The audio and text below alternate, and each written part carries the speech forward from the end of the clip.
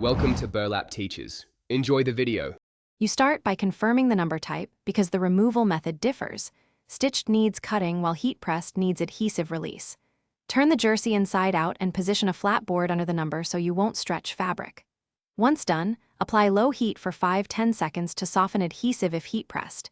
If stitched, locate a thread end and begin small, careful cuts. Work deliberately. Keep tools close and your hands steady to avoid accidental tears. Now you progress into the heart of the task. If stitched, slide the seam ripper under a stitch and cut only a couple threads, then tease the thread out with tweezers. Repeat around the perimeter.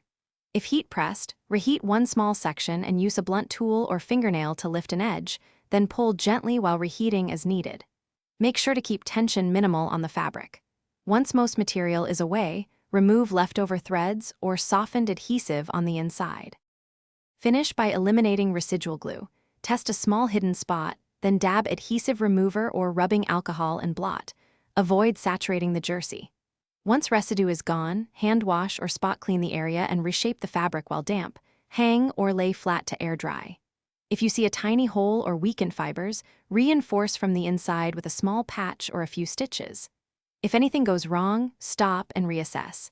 Excessive force causes tears, so reverse steps and consult a pro if needed. Thanks for watching. Consider subscribing if this video helped you.